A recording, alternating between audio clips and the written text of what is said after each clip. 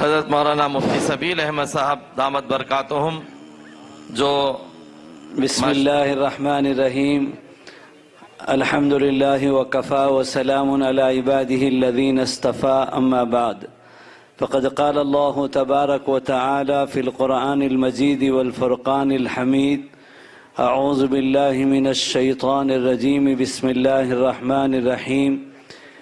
انا نحن نزلنا الذکر وانا له لحافظون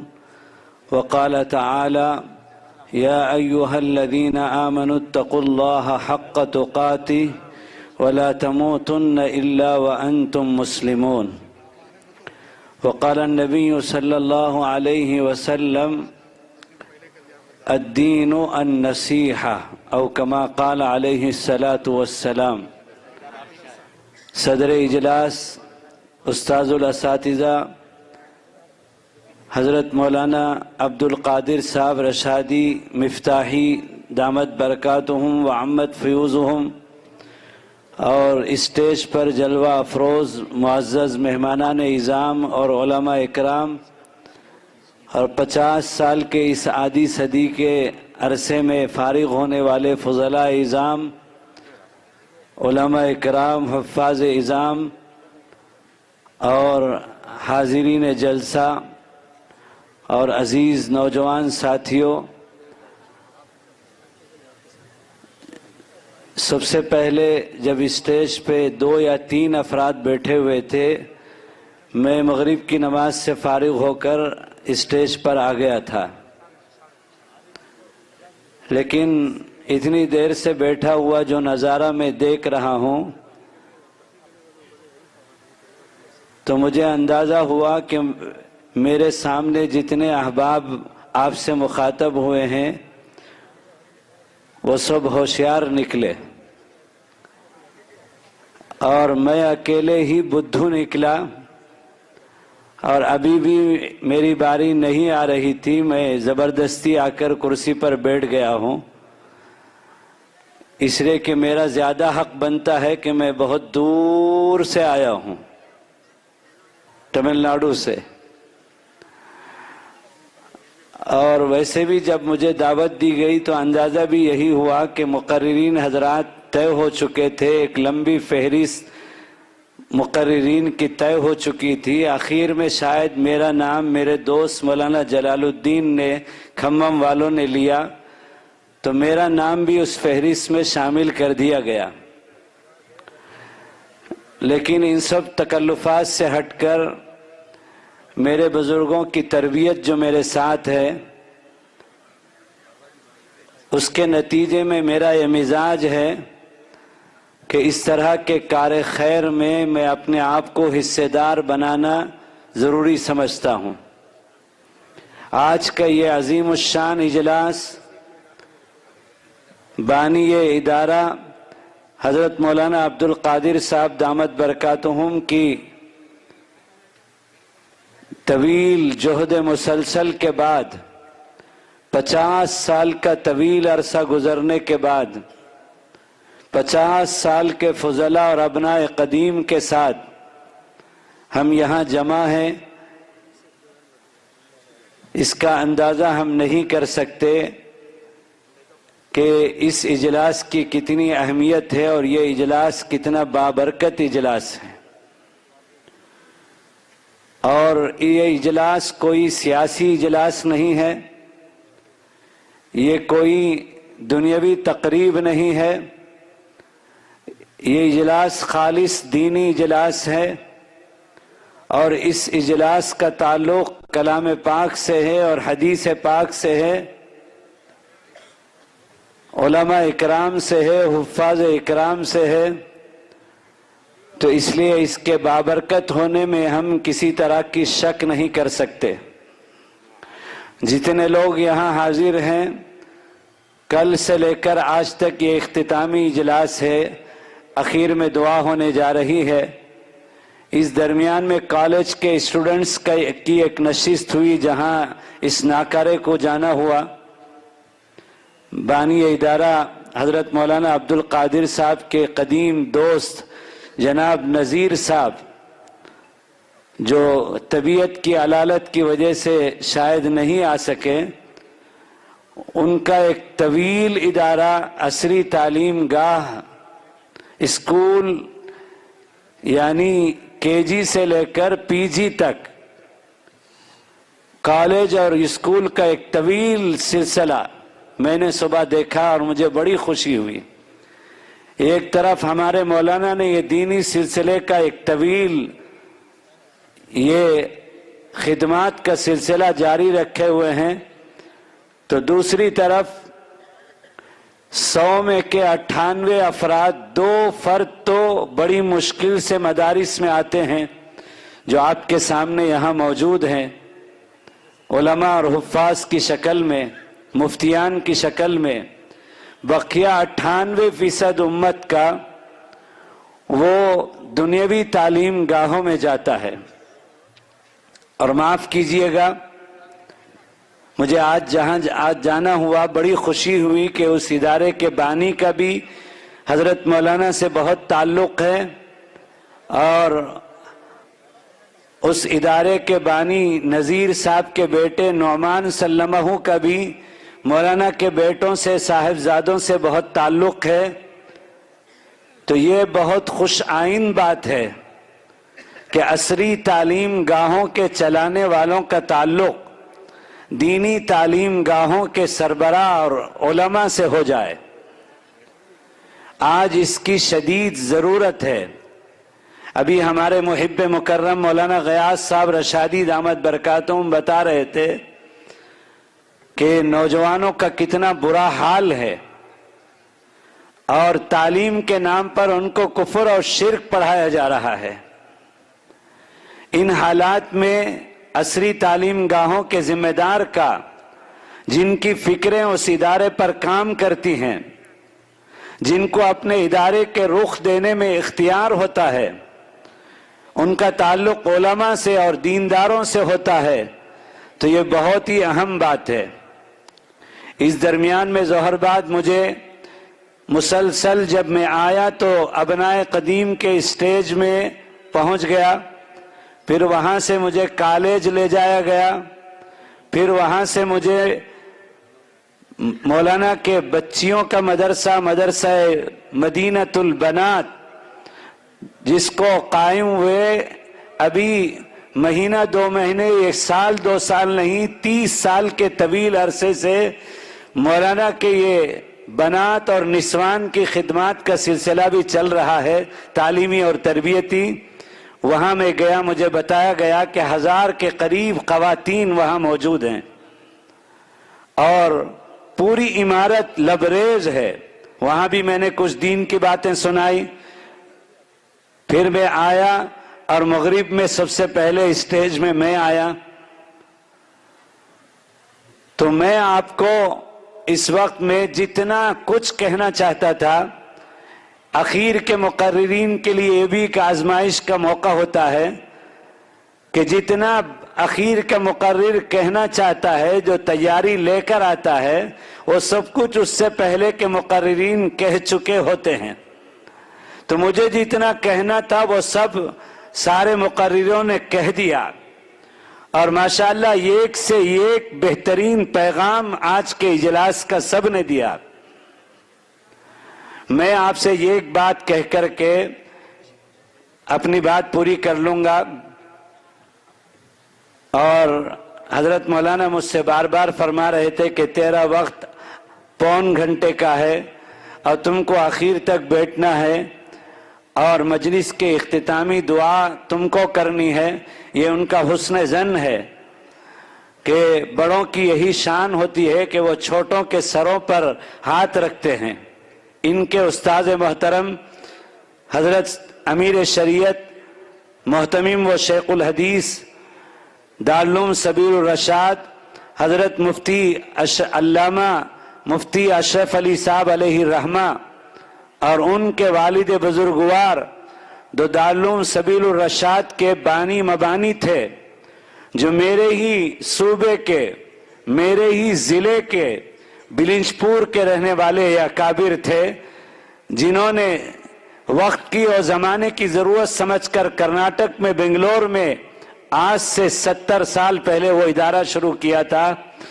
वहीं के मौलाना हजारों फजला में एक फाजिल हैं, मौलाना अब्दुल कादिर रशादी मिफ्ताही, और उनका ये तवील खिदमात का सिलसिला है। जैसे मौलाना जुबैर कह रहे थे कि आप अंदाजा लगाइए कि मदारिस के हजारों सैकड़ों फजला में एक फाजिल दीन की 50 साल तवील खिदमात का ये सिलसिला है, तो इस तरह कितने फजला हैं जो मुल्क में और बैरून मुल्क में काम कर रहे हैं। तो मौलाना अबू सऊद साहब अलैहि रहमा का भी यही मिजाज था,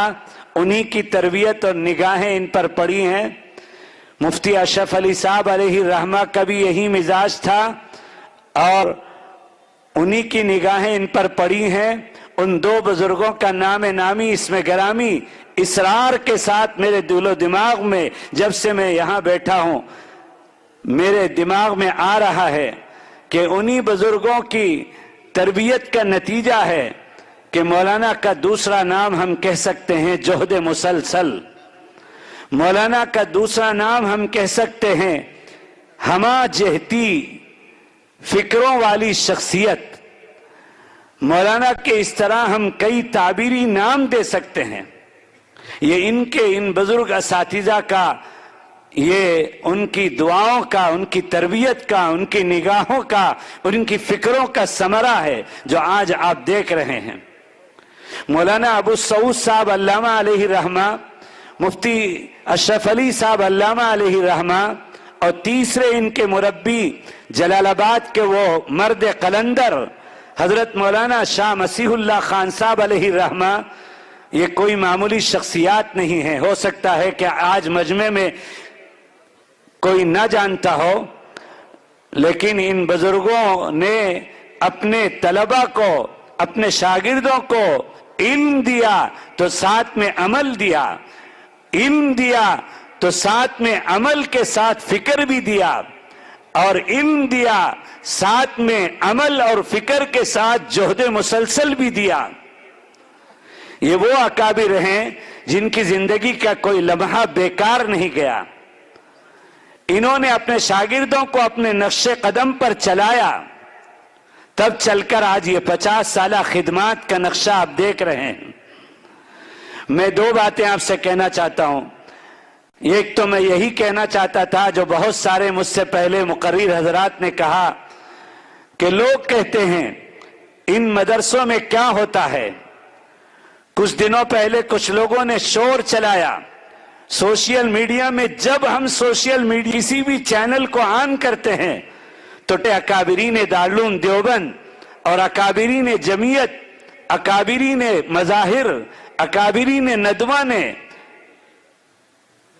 इसका दिफा किया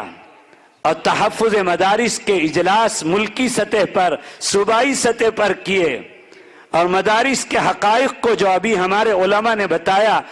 वो अवाम के सामने आश्कारा किया। मैं आपको बताना चाहता हूं इन मदारिस में क़ाल अल्लाह क़ाल रसूल पढ़ाया जाता है। इन मदारिस में दीन और मजहब सिखाया जाता है। इन मदारिस में तहजीब और सकाफत सिखाई जाती है।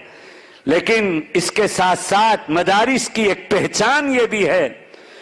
जो इन मदारिस के असल बानी मबानी जिन्होंने सुफ़े से सबसे पहले इस रुए जमीन में मदरसे का आगाज किया था, ये मदरसा मौलाना कासिम नानोतवी की इजाद नहीं है। ये मदरसा मौलाना मुफ्ती अब्दुल वहाब साहब बानी बाकियात की इजाद नहीं है। ये मदरसा अल्लामा अबू सऊद साहब अलैहि रहमा की इजाद नहीं है। इस मदरसे की बुनियाद इमामुल अंबिया ने, जो मुअल्लिम इंसानियत बनकर आए थे, सुफ़ा चबूतरे से इस मदरसे की बुनियाद डाली थी। दुनिया में आज जितने लाखों लाख मदरसे हैं वो सब का सिरा जाकर के वहीं सुफ़ा में जुड़ जाता है। आपको हैरत होगी कि उस सुफ़ा वाले मदरसे में दारुल इकामा भी था और आने जाने वाले गैर इकामती तलबा भी थे। दोनों सिस्टम उस मदरसे में रोजे अव्वल से था। اور اس آقا نامدار صلی اللہ علیہ وسلم کے پہلے مدرسے میں مطبخ بھی تھا، کھانے کا نظام بھی تھا، اور کچھ طلبہ اپنے گھر سے کھاتے ہوئے آ کر پڑھتے بھی تھے۔ اور آگے بڑھ کر میں کہوں علماء کے سامنے جرأت کرتے ہوئے کہ آقا صلی اللہ علیہ وسلم نے اپنے اس پہلے مدرسے کے لیے صحابہ کے درمیان میں ترغیب اور تحریض کے طور پر چندہ بھی مانگا کہ کون ہے جو صفہ کے طلبہ کے لیے کھانے کا انتظام کریں گے، کون ہے صفہ کے طلبہ کے ضروریات کا انتظام کریں گے۔ تو یہ ساری ترتیب آقا نامدار تاجدار مدینہ صلی اللہ علیہ وسلم سے چلی آ رہی ہے۔ تو آقا نے یہاں مدرسوں میں سب کچھ پڑھایا، تربیت دی، علم دیا، عمل دیا، تقوی دیا، قلوب کا تزکیہ کیا، اور پوری دنیا تک دین پہنچانے کی فکر اور دعوتی مزاج دیا۔ اس کے ساتھ ساتھ ان مدارس کی ایک پہچان یہ بھی ہے جو آج ملک کے حالات کے تناظر میں نمایاں کرنے کی ضرورت ہے، اہل مدارس کو بھی اس طرف توجہ کرنے کی ضرورت ہے کہ ان مدارس میں انسان تیار کیے جاتے ہیں۔ یہ مدارس انسان تیار کرنے کی فیکٹریاں ہیں۔ میرے علاقے میں آج سے 40 سال پہلے عاشق قرآن محی السنہ حضرت حکیم الامت کے خلیفہ اجل حضرت شاہ ابرار الحق صاحب ہردوئی علیہ الرحمہ کو میں نے دعوت دی جا کر ہردوئی میں۔ حضرت کو بلانا دل گردے کی بات تھی، اتنی آسانی سے حضرت کی دعوت منظور نہیں ہوتی تھی، لیکن میرے شیخ ان کے استاد ہوتے تھے مفتی محمود حسن صاحب گنگوئی علیہ الرحمہ، تو اس کا لحاظ کرتے ہوئے انہوں نے منظوری دی اور ایک سوال کیا کہ اتنے دور سے مجھے ہردوئی سے تم مدراس وانم باڑی مجھے کیوں بلانا چاہتے ہو؟ تو میں نے کہا کہ حضرت 300 شعبہ حفظ کے اساتذہ کو میں جمع کر کے آپ سے استفادہ کرانا چاہتا ہوں۔ آپ کے جو قرآن پاک کے خصوصیت کے ساتھ طویل تجربات ہیں، ان تجربات سے اساتذہ حفظ کو مستفیض کرنا چاہتا ہوں۔ اچھل پڑے، قرآن پاک کی نسبت سن کر مچل گئے اور فرمایا کہ میں تو ضرور جاؤں گا، میں تو ضرور جاؤں گا، اور تشریف لائے۔ اور ساتھ ہی ساتھ فرمایا کہ قاری صدیق صاحب کو بلا لو، ساتھ ہی ساتھ فرمایا حیدرآباد سے مفتی عبد المغنی کو بلا لو جو اسی خانوادے سے تعلق رکھتے ہیں، اور فرمایا کہ قاری ابو الحسن اعظمی جو شعبہ قرأت کے صدر ہیں دارالعلوم دیوبند کے ابھی حیات ہیں، جو شاہردوئی کے خلیفہ اجل ہیں، ان کا نام لیا، ان کو بلا لو۔ فرمایا مولانا مسیح اللہ خان صاحب کے تربیت یافتہ مولانا مفتی مہربان علی بڑوتوی کو بلا لو۔ میں نے ان سارے اکابرین کو حضرت کے حوالے سے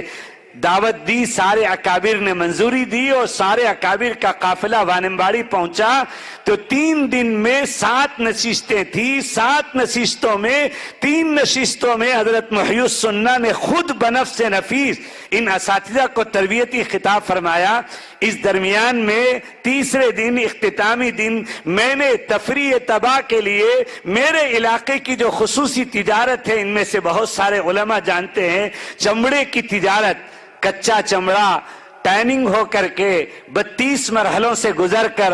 اور جو ہے پھر دباغت کے بعد رنگ چڑھ کے آتا ہے، پھر اس سے 100 قسم کے لیدر گارمنٹ اور گوڈز تیار ہوتے ہیں، ہزاروں افراد اس میں کام کرتے ہیں۔ پورے یورپ میں میرے ضلع سے لیدر گوڈز کی سپلائی ہوتی ہے، سینکڑوں فیکٹریاں ہیں، اور ہزاروں انسان ان فیکٹریوں سے معاش کے لیے جڑے ہوئے ہیں۔ تو میں نے ان علماء اکرام کے لیے، اکابر کے لیے ایک نظام یہ بنایا کہ کسی ٹائنری میں لے جاؤں اور اس نئی معلومات کا اضافہ ان کو کراؤں کہ چمڑا کچے چمڑے سے لے کر دباغت کے مرحلے سے گزر کر کیسے پار ہو کر کپڑے سے زیادہ ملائم درجے میں مخبل اور قالین کی طرح سے تیار ہو کر آتا ہے، اور پھر اس سے کتنی چیزیں تیار ہوتی ہیں جو ایک انسان اللہ کا بندہ ہے، بندی ہے، اس کی ضروریات میں استعمال ہوتی ہیں۔ یہ میں ان کو دکھانا چاہتا تھا، تو میں لے کر گیا ایک فیکٹری میں آمبور میں۔ تو جب مختلف مرحلوں سے گزر رہے تھے تو ایک مرحلے کے پاس یہ اکابر کھڑے ہو گئے۔ وہ مرحلہ تھا کہ ایک بڑا سا لکڑی کا ڈرم ہوتا ہے جس میں ایک ڈھکن ہوتا ہے، اور اس میں کھول کر 500 چمڑے ڈال دیے جاتے ہیں، اور کیمیکل اور کے پروسیس کے مطابق ان میں رنگ کو ڈال دیا جاتا ہے، اور پھر اس ڈھکن کو بند کر کے بٹن دبا دیا جاتا ہے، تو اپنے ٹائمنگ کے اعتبار سے وہ گھومتا رہتا ہے، اور جب اس کی متعینہ وقت پورا ہو جاتا ہے تو وہ رک جاتا ہے۔ پھر آدمی مین پر آگے بڑھ کر اور وہاں کا جو ملازم ہوتا ہے ڈھکن کھولتا ہے، تو 500 چمڑے کیمیکل پروسیس کے مطابق جو رنگ دیا گیا تھا اس رنگ میں رنگ کر تیار ہو کر دھڑام سے ایک مش باہر گرتے ہیں۔ یہ مرحلہ بھی ان اکابر نے دیکھا۔ جب سارے مرحلے سے فارغ ہو کر دفتر میں آئے اور ٹینری کے اونر نے ان کو ناشتے کی دعوت کی، تو ٹینری کے اونر حاجی سعید صاحب مرحوم نے پوچھا کہ حضرات اکابر کو ہماری فیکٹری کیسے لگی؟ تو مولانا مہربان علی بڑوتوی جو حضرت مسیح الامت کے تربیت یافتہ تھے، انہوں نے جواب دیا ساروں کی طرف سے کہ حاجی صاحب آپ کی ٹینری تو بہت اچھی لگی، آپ کی فیکٹری تو بہت اچھی لگی۔ مفتی سبیل پھر ان سے سوال کیا کہ حضرت آپ لوگ کیا کرتے ہیں؟ تو تاجر تجارت میں تو بہت چالاک اور ہوشیار ہوتا ہے، دین کے معاملے میں بہت سادہ بن کے بتاتا ہے۔ تو حضرت نے فرمایا کہ ہم بھی فیکٹری چلاتے ہیں۔ کیا کرتے ہیں؟ ہم بھی فیکٹری چلاتے ہیں۔ تو حاجی صاحب نے پلٹ کر پوچھا کائے کی فیکٹری حضرت؟ کپڑے کی نہیں جو ہے، اور گرینیٹ کی فیکٹری، کون سی فیکٹری چلاتے آپ لوگ؟ تو حضرت نے جواب دیا کہ ہم انسان بنانے کی فیکٹری چلاتے ہیں، ہم انسان تیار کرنے کی فیکٹری چلاتے ہیں۔ اور پھر فرمایا مفتی سبیل صاحب نے ہم کو جو معائنہ کرایا، وہاں ایک مرحلے پر ہم رکے تھے، یہ تو آپ کے فیکٹری کے مراحل تو بہت آسان ہے کہ 500 چمڑے ایک متعینہ وقت میں ایک پروسیس کے تحت میں رنگ کر دھڑام سے باہر آ جاتے ہیں، اور ہمارے مدارس میں ایک درسگاہ میں 15 طلبہ ہوتے ہیں، ایک طالب علم شریف ہوتا ہے اور ایک طالب علم شریر ہوتا ہے، اور ایک طالب علم نرم ہوتا ہے اور ایک طالب علم گرم ہوتا ہے۔ 15 طلبہ کے نفسیاتی طور پر الگ الگ مزاج ہوتے ہیں، اور ایک استاد 3 سے 4 سال تک ایک ایک طالب علم کو رگڑ رگڑ کر جہد مسلسل کے بعد حافظ قرآن، اور 8 اور 10 سال کے بعد عالم دین بنا کر باہر کرتا ہے۔ یہ مدرسوں میں جو کام انسان تیار کرنے کا ہوتا ہے، یہ انتہائی مشکل ترین کام ہے۔ تو میرے دوستو، یہ انسان تیار کیے جاتے ہیں، تو ان علماء کا بھی فریضہ بنتا ہے کہ آقا صلی اللہ علیہ وسلم کے جو مختلف شان تھے، اللہ نے ان کو امام الانبیاء، خاتم النبیین، خاتم المرسلین بنایا تھا، تو اسی طرح محسن انسانیت بھی بنایا تھا۔ تو انسانیت کے پیغام کو عام کریں، اور آقا صلی اللہ علیہ وسلم کے احادیث مبارکہ انسانیت کے درس سے جو بھرے ہوئے ہیں ان کو آج ملک کے باشندوں کے سامنے لائیں کہ آقا صلی اللہ علیہ وسلم صرف اپنے لیے نہیں بلکہ وہ ساری انسانیت کے لیے محسن انسانیت بنا کر بھیجے گئے۔ یہ ایک پیغام تو میں دینا چاہتا تھا۔ اس سے متعلق اور تفصیلی بات تھی، حضرت مولانا بازو آ کر کھڑے ہو گئے ہیں۔ میرے بعد بھی ایک بہت طویل اور جو ہے خصوصی مقرر مولانا ابو طالب رحمانی، جو مسلم پرسنل لا بورڈ کے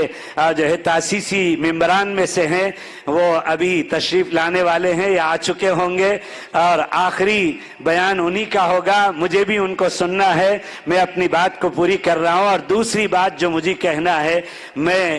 جو ہے عناوین کے درجے میں کہ اس وقت قرب قیامت کے زمانے میں میں اور آپ چل رہے ہیں، اور اس وقت ہم سب بہت سنگین حالات سے گزر رہے ہیں۔ اس وقت کوٹھی اور کروڑ پتی لکھپتی اور جو ہے بننے کا مسئلہ نہیں ہے، مسئلہ امت کے سامنے اگر ہے تو ایمان بچانے کا مسئلہ سب سے زیادہ اہم ہے۔ اس وقت گمراہ فرقوں کی الغار ہے، اور جدھر سوشل میڈیا میں کھولو تو اپنے مولانا کے بیان کے چینل میں جانے سے پہلے دسیوں قسم کے ایمان پر ڈکیتی ڈالنے والے گمراہ فرقوں کے چینل ہمارے نوجوانوں کے ایمان کو اچکنا چاہتے ہیں، چھیننا چاہتے ہیں۔ اس لیے ایمان کی حفاظت کا مسئلہ سب سے بڑا مسئلہ ہے۔ دارالعلوم دیوبند کے محتمیم مولانا مفتی ابو القاسم صاحب